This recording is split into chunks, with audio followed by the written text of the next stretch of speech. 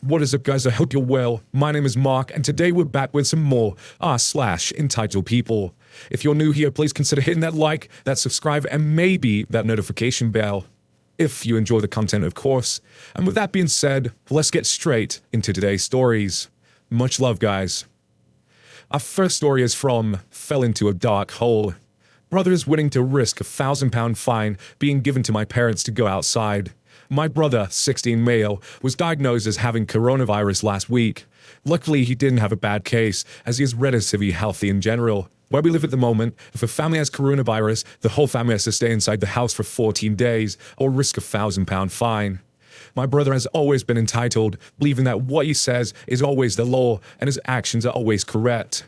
We've been inside for the last 7 days. 3 of those, he's pitched a fit demand to go outside because it's not like anyone else is going to know I'm out. Besides, it's the first time in months the weather's been nice and I want to see my friends. My parents have told him the risks and why he can't. The only response they get is that he won't get in trouble, even though others have, because he won't pass on the virus. He's apparently gotten a PhD in microbiology in the last week. He's made it clear he doesn't care if our parents have to pay £1,000. All he cares about is his desires.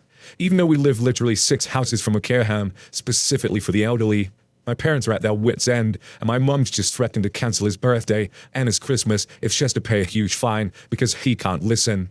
He screams she's unfair, denying his basic human rights. Edit, country is now in 3-week lockdown, so he can also be arrested now. He just attempted to go outside to prove our parents wrong. Dude is 16 and is crying like a baby. I think his parents should just let him go outside and get in trouble and say, look, you try hunting him back, arrest him if you want to, put him in a cell, hopefully it'll teach him a lesson. Our next story is from a deleted user. Entitled neighbor angry over outlet covers. Sorry for the potential text wall on my mobile. Backstory, me 16 and my mum 52 are renting in a duplex. The building has outdoor outlets. We also have a neighbor who lives in the unit next to ours. Now on to the actual story. The neighbor would like to plug in his power tools into the outdoor outlets that were using the electricity mum pays for. He was doing this without her permission and without paying for the electricity he was using. Mum eventually discovered that there were outdoor outlets hooked up to our unit and that he is likely using them to use his power tools. We also remembered hearing him with his tools near where those outlets were. We were both sick of him using the electricity she pays for without her permission. At first, we tried to see if we could just flip one of the circuit breakers to turn off those outlets. Apparently, one of the rooms inside our unit was on the same circuit. Had to think of something else. The thing we thought about was a set of locking outlet covers. Shortly after Mum installed them, our mooching neighbor knocked on the door. He was pissed about the fact that there were now covers on the outlets and threatened to call the landlord. The landlord pretty much said that it was our right to keep people from stealing our resources / using them without our permission. Also, please let me know as if this belonged somewhere else. This is my first ever post to this subreddit. Our next story is from Rachel, please. My mom wants to close down her small business due to COVID-19. Her customers are threatening to leave her. I am so angry right now. My mom made a Facebook post about closing down a nail salon this week. So far there are no confirmed cases in our area, but it's only a matter of time, and I'm so proud of her for taking this necessary step of prevention. Every comment under her post was, "Are you serious? I desperately need a pedicure. My friend's nail lady is still open. Good luck staying in business," and a bunch of other disappointed people. Like, I get it. It's a harsh reality to face. You don't want interruptions to your daily life. Then it makes this threat more real. I understand it's hard. But pull your head out of your ass. Get over yourself. You're not going to be anywhere the next couple of weeks where you need to have your nails done. I can't believe you think getting your nails done is that important. Think about the health of yourself and your loved ones. It's not worth putting people's lives at risk for getting a fucking pedicure. Now, my mom is second-guessing her decision about closing because she's terrified of losing customers. My heart is worried for her now and the decision she makes. I pray she makes the best decision for herself and our family.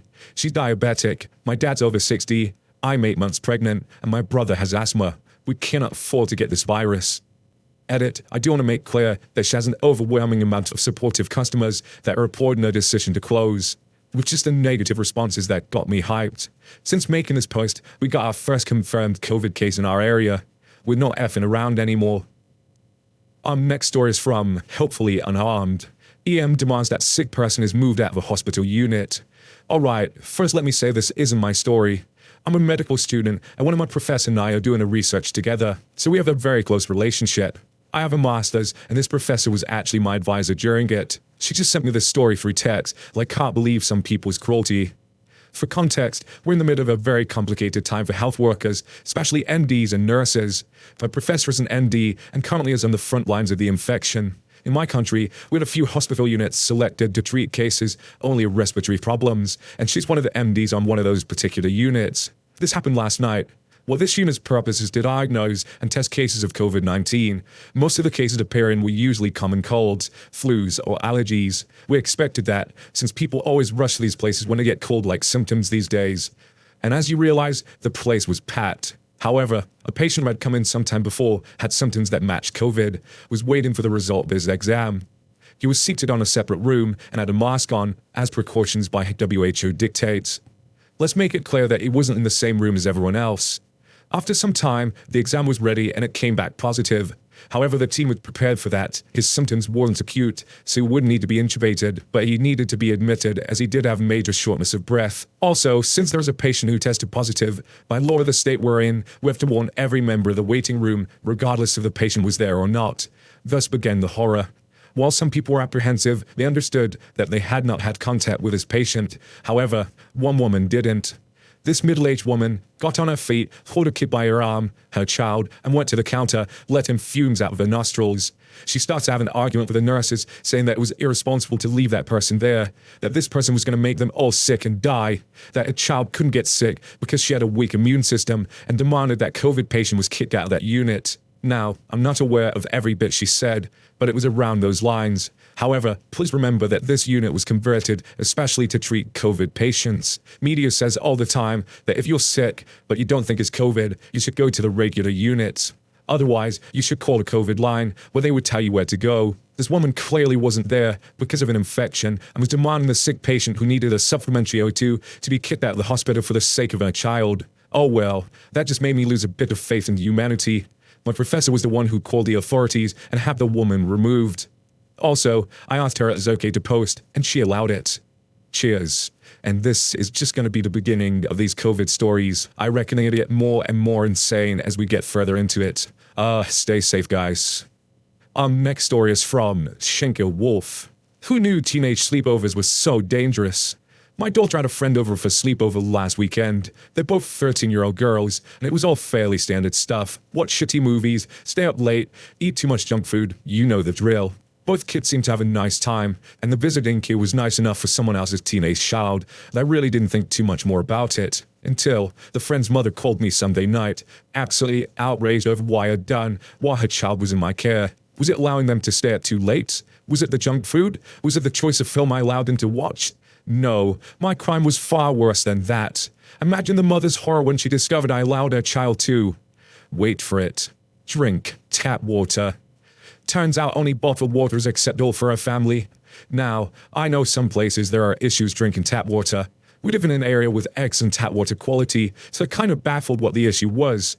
I told her, our tap water is fine. No, kid didn't say anything at the time. But oh no, that wasn't good enough. You see, tap water has toxins in it. It is not safe, and her family only drinks bottled water. And she is, frankly, shocked and disturbed that a child was associated with a child of such an awful, awful parent. And that I could rest assured that she'd be calling CPS first thing Monday to have my child removed from such a harmful environment.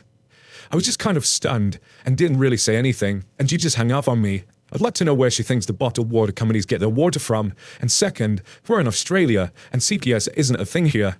So yeah, they're out there. And the guy posted an update post on this one as well. So last night, my wife and I went to an arena concert of a band we both idolized from childhood. 2 of 4 original members. Still a fun show, and lead guitarist is still amazing. My daughter and her friend from last week's incident have recently discovered the band and kind of fangirled out last weekend when we mentioned we were seeing them this weekend.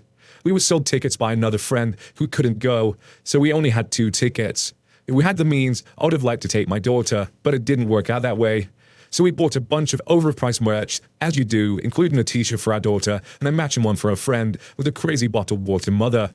I thought it would be a nice, no hard feelings gesture. Certainly to the kid, and hopefully to the mother. My daughter took off on her bike to her friend's house first thing this morning to give her the shirt. and hang out, listen to 40-year-old songs that were cool before I was born. So guess who just called? Was she calling to say thanks and a nice gift for her kid and apologize for overreacting last weekend? No. No, she wasn't. Her family doesn't need charity, and she is more than capable of buying her child clothes if she needs them. And even so, she wouldn't buy a child clothes advertising something so vile, and I can rest assured, this seems to be a go-to phrase, that she has thrown the t-shirt into the rubbish, and she'll thank me to stay out of her family's business. And with that, she hung up on me. This is the vile t-shirt in question. Talk about no deed goes unpunished. Blows my mind that there's just people out there just...